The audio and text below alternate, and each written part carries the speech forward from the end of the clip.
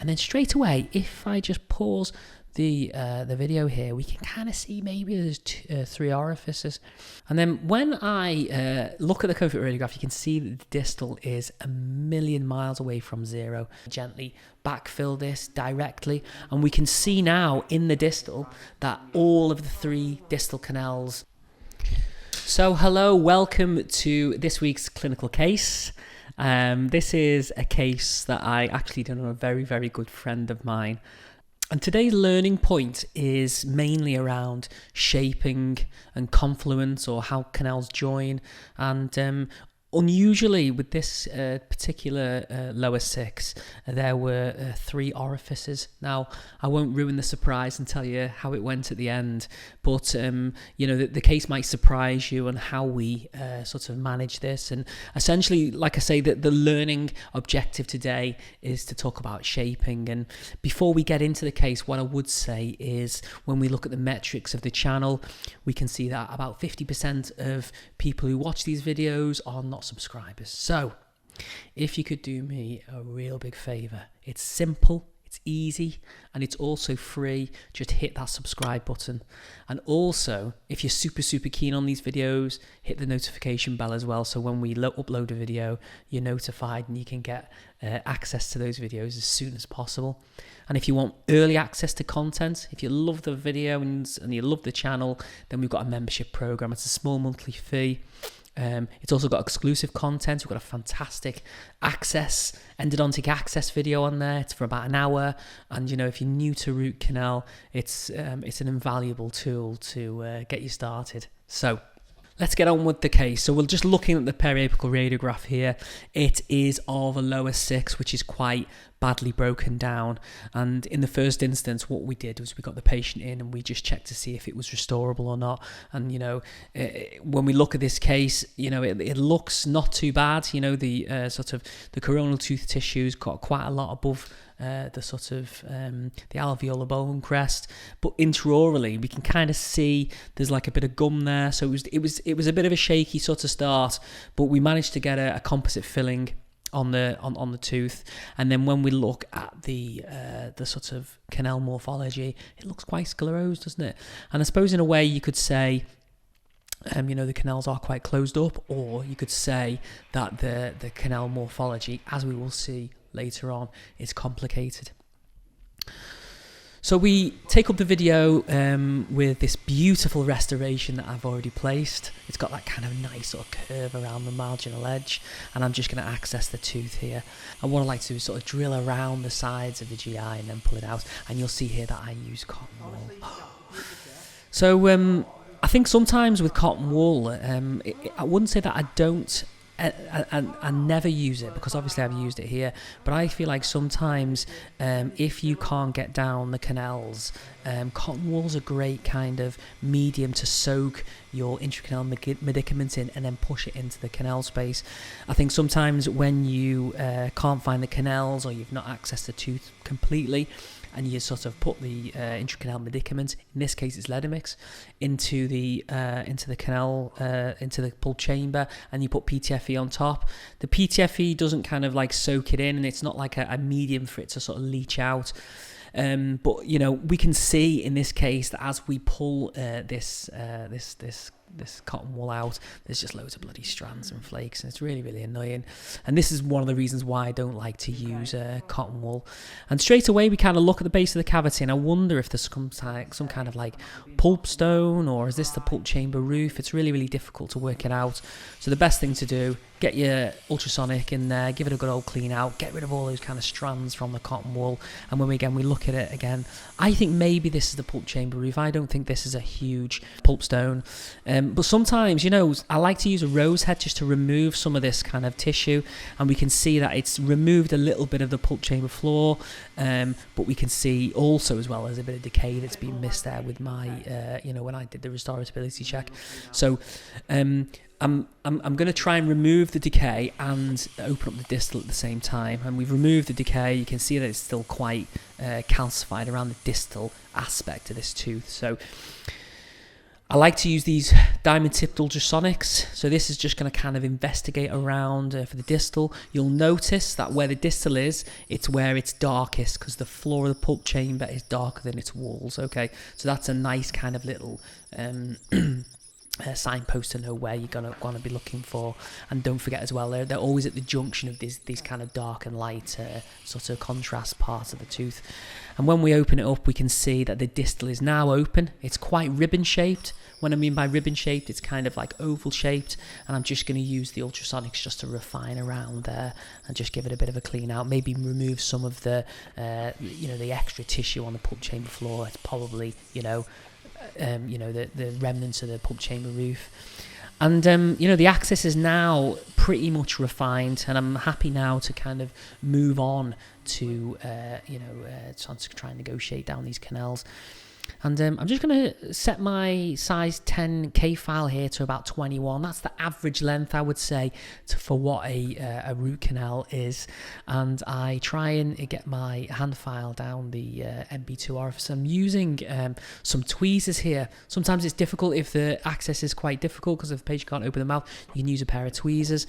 And I'm using a little bit of watch winding here and there.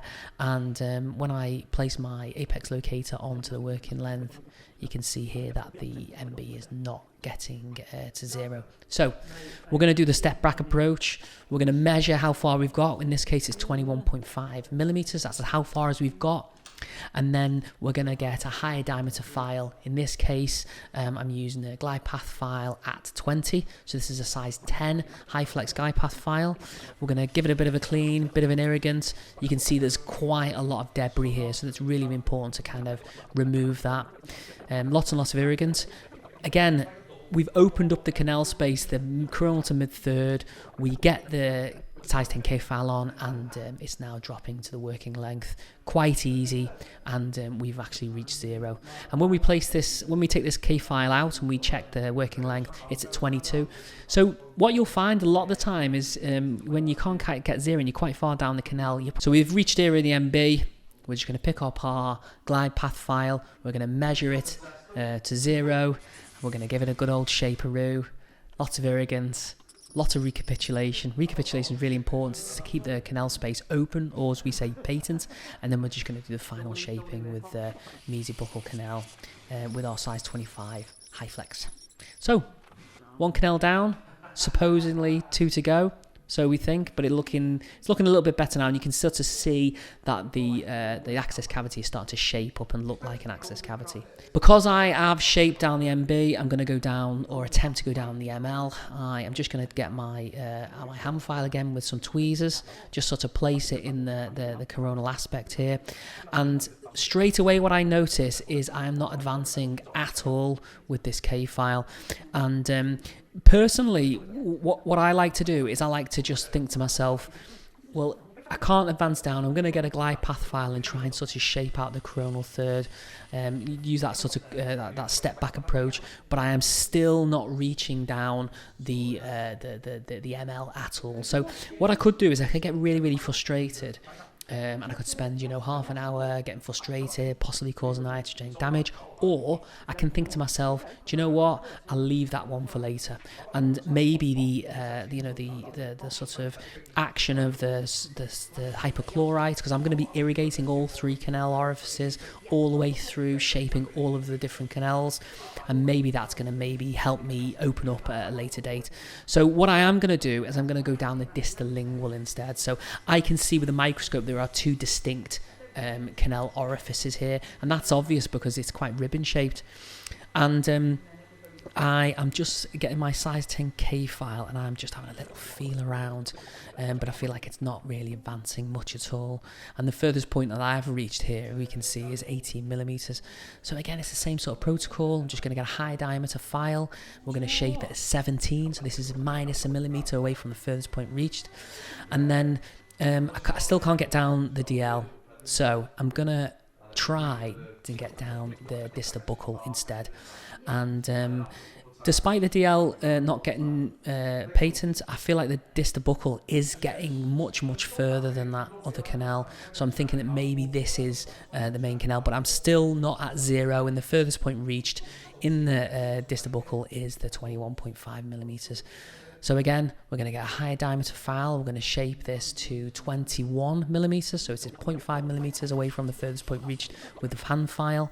And then we're going to get an even larger file here, and we're going to do it at 20 millimeters. So this is 1.5 millimeters away from the furthest point reached. And then when we get back in with our size 10K file, after shaping the coronal to mid-third, the size 10K file is negotiating easier. So it's dropping down to length easier, but we're still at 21.5 millimeters. So we haven't actually reached any further. So what I'm going to do here is something's a bit unconventional. I'm actually going to shape to the furthest point reached with the glide path file. Hopefully that opens up a little bit more, and then I'm going to get a hand file. I'm going to make a very, very small acute bend at the end, and what this does is it kind of helps me negotiate down that last little tiny sort of apical anatomy. And then once we made a little bend, I can feel like it's reaching ever so slightly further, and then we managed to get 0 on our apex locator. And again, look, the furthest point we reached, that wasn't 0, it was 21.5 millimeters, and now the 0 reading is 22. So like I said before, a lot of the time when you can't get to 0, you're pretty much close when you're that far down the canal space. And I know that's not very scientific, but just have that bearing in mind. Usually you're not too far. So we're just going to do the same shaping protocol like before. We're using the glide path file, 0. We're then going to shape our master apical file 0.5 millimeters away from 0. So we're going to shape it up to 21.5. And then we sort of notice the two canals, and I'm sort of irrigating and aspirating, and I'm kind of hoping that these two canals irrigate and aspirate at the same time, but that isn't the case at the moment. That's not to say that they don't join, but maybe there's a bit of a blockage. So I'm just going to coronally shape with our master apical file here, and then straight away, if I just pause the video here, we can kind of see maybe there's 3 orifices. And sometimes, you know, this could be like a dentin bridge, this could be obvious 3 orifices, but again, you know, I'm thinking to myself, this is really, really complicated inside. So if I'm not getting to length on one of the canal spaces, or it doesn't look like it's joining, it's probably really, really complicated. So it's just something to be mindful of here. So to try and check confluence, what I'm going to do is I'm going to get a size 25 high flex cone. I'm going to fit this to the working length, 0.5 millimeters away, and then I'm going to place another hand file in the distal lingual. And when the two canals join, that usually marks the GP cone. But as I'm sort of pushing down here and I pull a GP cone out, I notice there's no obvious mark. Now that's not to say that they don't join again, but it's something to be mindful of. So I'm going to try and negotiate down the distal lingual. I can't seem to get down there at all. So what I do is I put my hand file down the middle distal. So that's an unusual sort of canal notification there, but it's just between the distal lingual and distal buccal. And then I noticed that the size 10 actually reaches quite far down, up to 22.5 millimeters. So I'm going to do some further shaping. I'm going to use the exact same protocol as before. We're going to use the glide path file at 21.5 millimeters. And then remember, I'm going to get it down the disto middle, or the middle distal.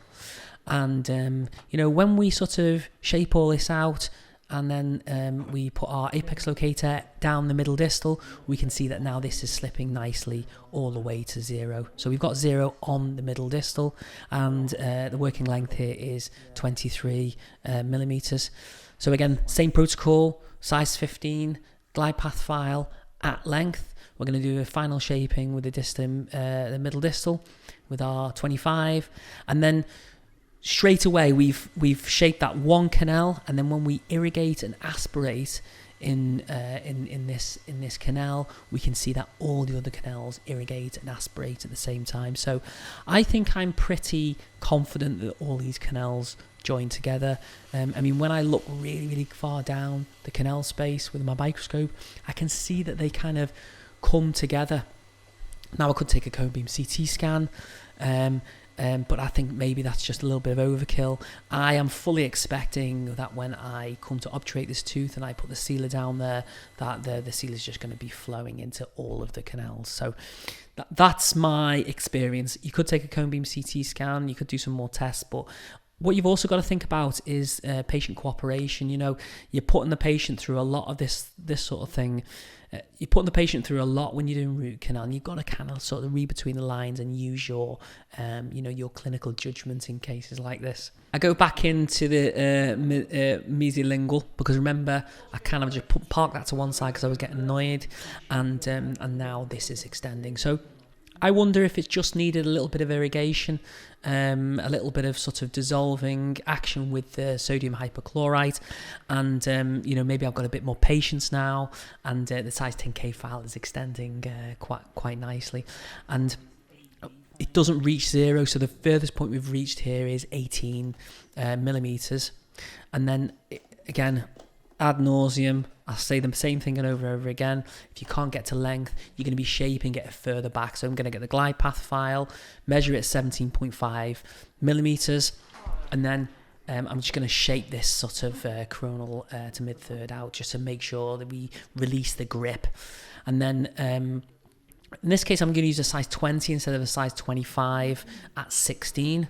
Sometimes this can be a bit difficult to use these kind of these rotary files, because when you're using the rotary file at such a short length, the rubber bung doesn't fit very well. So a lot of the time what I do is I notice the D-finder rubber bung is really, really tight. So I just swap it over so I know where I'm going to be. Because, if you shape this canal and you're shaping it, you think to 16 millimeters and the bung moves around a little bit and you shape it a little bit too far, you might cause a ledge. So that's really, really important not to go too far. We're then going to pick up our size 8 D-finder. So this is our really, really nice sort of slipping to length file. But again, we're getting a little bit further, but we are not still reaching 0. So that's that's significant. Now I could really, really push this file until it does reach 0. But what's the point? Well, I'm in no rush, okay? Because when we rush, we make mistakes. We're going to pull it out, and you'll notice that with this size 8 D-finder, we've actually reached 21 millimeters. So we are extending ourselves, we are negotiating down, but again, it's done in a very, very methodical and safe way. So same again, we're just going to pick up our glide path file, and we're going to sort of shape it a little bit further away than we'd reached, and then we're going to shape the size 20 a little bit further back. So we're doing that sort of step back approach. We're then going to get our size 10, and I'm going to just mark it at 22 millimeters. So when I reach this down into the mesolingual and I feel like I'm getting a bit further, I know that I'm extending myself. And then obviously when we hook up the apex locator, we can see that 0 is now 22 millimeters. Perfect. So we've got to 0 on all our canals, and it is just the same protocol as before. Size 10K file, make sure you recapitulate with that. We've got the glide path file and our master apical file. We're then ready to do our cone fit radiograph, and then I'm going to place the cones 0.5 millimeters away from 0. We're going to place the mesials in, like to snip them off. And then when I place the distal, I kind of drop it and I lose my mark, and this is significant, okay, because I'm struggling to get this in. I'm forgetting where this is seated, and when I sort of push this to length, I actually don't notice how far I've pushed this down. I take it kind of for granted that I am at the kind of working length. So I'm going to then fill the middle distal and distal lingual, and you'll notice with these two canals, I am using a size 20 GP cone, mainly because I have shaped these teeth, and I think getting a size 25 down there, all 3 GP cones together, it's probably a little bit too thick to get them all to length. When we're waiting for the X-ray to develop, I'm going to fill up my GP disinfecting ring with sodium hypochlorite. I'm going to fill it with EDTA, and I'm also going to fill it with isopropyl alcohol. And then when I look at the cone fit radiograph, you can see that the distal is a million miles away from 0. So the worst thing you can do here is to obturate at this point. You need to take the distal lingual out. we're going to have to recheck the working length and just see what's gone on. I mean, I suppose you could argue that the apical inflammation is kind of around the area where this end of this GP cone is, but I've got a gut feeling that this is actually this is too short. So I'm going to get a size 10K file and I'm going to measure it at 22. And when I place this size 10K file to the sort of 22 mark, I'm struggling to get past 0. So again, if you watch a lot of my videos, what I like to do is to reach past 0 and then back it up. In this case, I'm getting the kind of 0 mark at 22, but I can't overextend. So in this case, I'm going to get a size 8 D finder. I'm going to mark it to about 23 again, so I know if I'm getting past 22, I'm reaching further down, and then I'm going to make a very, very small bend at the end. And what I notice with this hand file is that when I go down the main distal buccal canal, so this is the main canal in the distal root, I am managing actually to reach further down, and I notice that I'm reaching to about 23 and the apex locator is still showing 0. So this is a strong advocation for when you're getting a 0 reading on an apex locator, is to push the hand file a little bit further, because you might get an extra millimeter, you might get an extra 2 millimeters, so you want to overextend it and then you want to bring it back, and that's your 0 reading. So we're going to shape it to the new working length, which is 22.5 millimeters, and then when we take our comfort radiograph, we can see that this is now the correct working length. Now, I suppose in a way you could argue that the comfort radiograph was more than a millimeter away, but you know, I suppose in a way we've killed two birds with one stone here. One, we've got the correct working length, so we've got an extra millimeter or extra half a millimeter, and also we've probably shaped out some kind of ledge or some kind of sort of blockage that was stopping the GP cone getting to length. We're then ready to remove the GP cone from the distal root, the DB, and then we're going to put it in our disinfector and we're going to chuck that other GP cone away, or are we? What I also need to remember is our isopropyl alcohol. So what I'm going to do is I'm going to pick up some sodium hypochlorite, and then we're going to do our final irrigation, okay? And we're going to just irrigate, and we're going to activate till it's all nice and clear, and then we're going to sort of pick up some EDTA for our second irrigation protocol. And you'll notice that I'm using this disinfection ring to pick up the sodium hypochlorite and the EDTA. It stops us getting those little dappens pots out. It's like a nice clean area, and it's a great little way of, rather than sucking up individual syringes. And then finally, we're going to dry with our paper points. And then, again, I always forget to do this. Disinfect the hand file, ready to introduce that into the canal space. We're going to prep our GP cone with isopropyl alcohol. We're going to air dry that, put that to one side. And then I'm going to introduce the bioceramic into the canal space. So I'm just going to very, very gently backfill this directly. And we can see now in the distal that all of the 3 distal canals are filled with bioceramic. So we know that this canal spaces are all joined. Okay, so we were kind of concerned about it joining or not, but you know, this kind of confirms that. And then we're just going to introduce the hand file into the canal space, and then very, very, very gently push the GP cone to length. Once the DB has been fitted, at the very, very last moment, I'm just going to change one of the size 20 GP cones, because I noticed the MD was sort of bent at the end, and I had to put it in hypochlorite to make sure it was disinfected. And then I'm going to use the final distalingual. So again, we're just going to make sure it's disinfected. We fit it in the we put it in isopropyl alcohol to get rid of the residue of the sodium hypochlorite, and then we fit it to length. And in this case, I'm not doing the DB, burning it off, doing the middle distal, burning it off. I'm just going to push all of the GP cones in at the same time, and then I'm going to just burn the excess off all in one. I think this is a little bit easier. And it can be quite messy though, and sometimes when you're sort of doing this, you can pull out the GP cones all in one. But just be super careful, and it looks an absolute mess down there. So first of all, I'm going to just condense with the Mach 2 pluggers, and then I am going to get my ultrasonic just to clean it all up. And then again, it's just the same protocol with the other canals. And then once we've obviously cleaned everything up, we're gonna give it all a bit of a clean with the ultrasonic. When I compact down the sort of GP and the canal orifices, and then we can see that it all looks really nice there.